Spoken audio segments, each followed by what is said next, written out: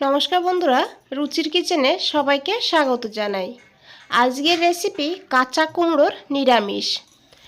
কুমড়ো তো অনেকভাবে খেয়েছেন, তবে এইভাবে একবার কাঁচা কুমড়োর নিরামিষ রান্না করে দেখুন। ভাত, পাশাপাশি রুটি, পরোটা, লুচি সব কিছুর সঙ্গে খেতে অসাধারণ লাগে। খুবই সাধারণ সিম্পল একটা রেসিপি, তবে খেতে অসাধারণ হয়। চলুন তাহলে রেসিপিটা দেখে নেওয়া যাক। প্রথমেই দেখুন, এখানে আমি 500 গ্রাম কাঁচা কুমড়ো নিয়েছি। কুমড়োটাকে বন্ধুরা এইভাবে কেটে নিতে হবে। যেহেতু কাঁচা কুমড়ো, আর সেই কারণে কিন্তু আমি খোসাটা ফেলছি না। আর খোসা না ফেলেও কিন্তু রান্না করে দেখবেন, ভীষণই ভালো হয় খেতে। তো কুমড়োটাকে এইভাবে কেটে নিতে হবে, তারপরে ভালো করে ধুয়ে নিতে হবে। এখানে আমি নিয়েছি একটু লবণ, আর নিয়েছি একটু হলুদের গুঁড়ো,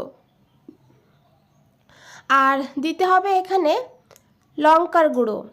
তো এখানে লঙ্কার গুঁড়ো নিলে তাহলে এর ভেতরে ঝালটা ঢুকবে, আর খেতেও বেশ ভালো হবে। আর তাছাড়া সুন্দর একটা কালারও হবে। আপনারা চাইলে এখানে কাশ্মীরি লঙ্কার গুঁড়ো নিতে পারেন।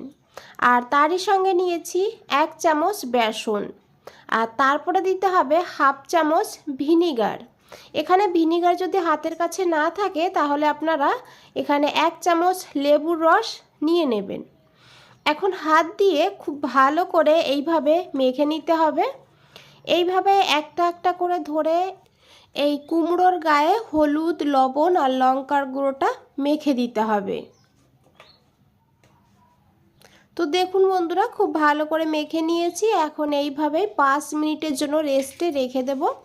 এইদিকে একটা কড়াইতে আমি নিয়েছি 2 চামচ সর্ষের তেল। রান্নাটা আমি সর্ষের তেলেই করেছি, তবে আপনারা চাইলে সাদা তেলও করতে পারবেন।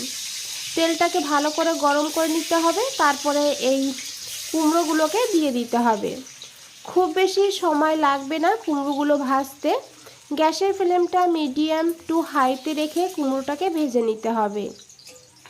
আর খুব বেশি তেলেরও প্রয়োজন হবে না, এই তেলেই কিন্তু কুমড়োটা ভাজা হয়ে যাবে, আর এই তেলেই রান্নাটাও হয়ে যাবে। তো দেখুন বন্ধুরা, এক সাইড ভাজা হয়ে গেলে এইভাবে উল্টে দিতে হবে। উল্টে দিয়ে অপর সাইডটাও একইভাবে ভেজে নিতে হবে। তো দেখুন কুমড়োটা ভাজা হয়ে গিয়েছে। এখন আমি এই কুমড়োগুলোকে তুলে নিয়েছি। একইভাবে বাকি কুমড়োগুলো ভেজে নিতে হবে। তো দেখুন এই কুমড়োগুলো ভাজা হয়ে গিয়েছে। তো সব কুমড়োগুলোকেই আমি ভেজে তুলে নিয়েছি। এই তেলের মধ্যেই দিয়েছি গোটা জিরা ফোড়নে, আর তার সঙ্গে নিয়েছি এখানে একটা তেজপাতা, আর নিয়েছি এখানে একটা শুকনো লঙ্কা ফ্লেভারের জন্য। এখন এই ফোড়নটাকে একটু ভেজে নিতে হবে। সুন্দর একটা গন্ধ বেরিয়ে গেলে দিয়ে দিতে হবে 2 পিঞ্চ হিং। হিংটা অবশ্যই দেবেন, যেহেতু নিরামিষ রান্না, তো হিংটা দিলে সুন্দর একটা ফ্লেভার হবে। আর তারপরে দিয়েছি এখানে টমেটো। এখানে একটা মিডিয়াম সাইজের টমেটো এইভাবে কেটে দিয়ে দিয়েছি। সঙ্গে সঙ্গেই দিয়ে দিয়েছি এখানে পরিমাণ মতন লবণ। লবণটা দিলে টমেটো তাড়াতাড়ি নরম হয়ে যাবে। এখন খুব ভালো করে মিশিয়ে নেব। আর যত সময় না টমেটো সফট হয়ে যাচ্ছে, তত সময় কিন্তু টমেটোটাকে ভেজে নিতে হবে।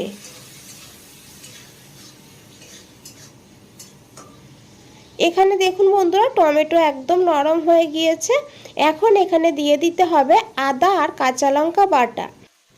এখানে 1/2 ইঞ্চি আদা আর 2টো কাঁচা লঙ্কাকে আমি একটু জল দিয়ে বেটে নিয়েছি।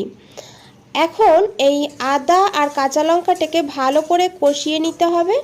আদা আর কাঁচা গন্ধ যেন না থাকে সেইভাবে। তারপরে এখানে দিয়ে দিতে হবে কিছু গুঁড়ো মশলা। প্রথমেই নিয়েছি এখানে 1/4 চামচ ধনিয়ার গুঁড়ো, খুবই অল্প দিতে হবে।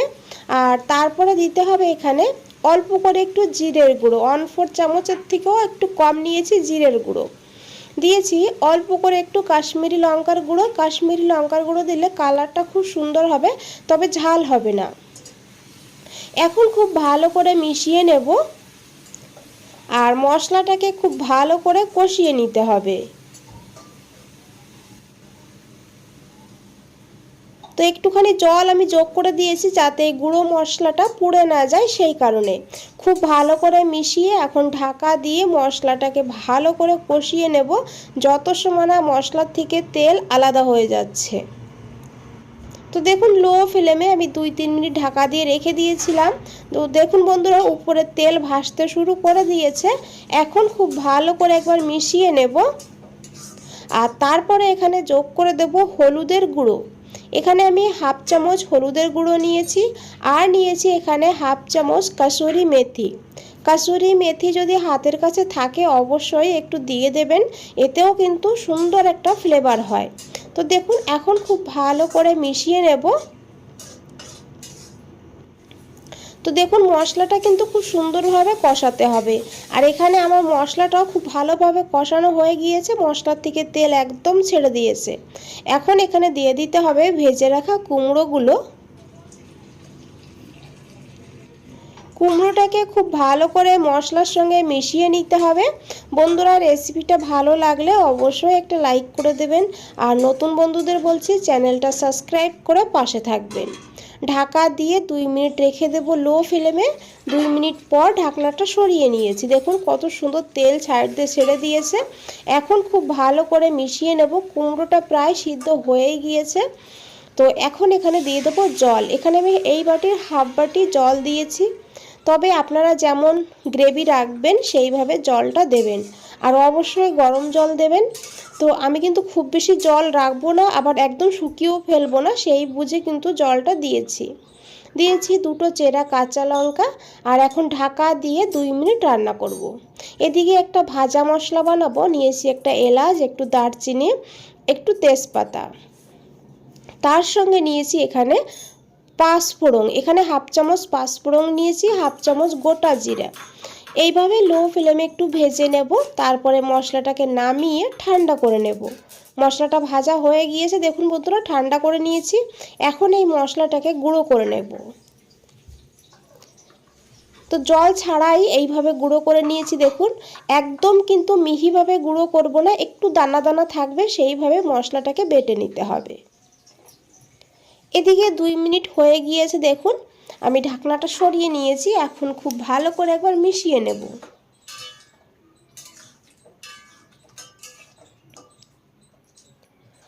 আর এখন এখানে দিয়ে দিতে হবে এই ভাজা মশলা। এই ভাজা মশলা দেওয়ার কারণে এই রেসিপির স্বাদটা কিন্তু বন্ধুরা দ্বিগুণ হয়ে যাবে। ভাজা মশলাটা দিয়ে খুব ভালো করে মিশিয়ে নিতে হবে। আর তারপরে দিতে হবে হাফ চামচ চিনি। চিনিটা অবশ্যই দিতে হবে, যেহেতু কাঁচা কুমড়ো নিরামিষ, তো চিনি না দিলে কিন্তু খেতে খুব একটা ভালো হবে না। তো অবশ্যই একটু চিনি দিয়ে দেবেন। এই চিনি দেওয়ার কারণে মিষ্টি হবে না, তবে টেস্টটা সুন্দর ব্যালেন্স হবে।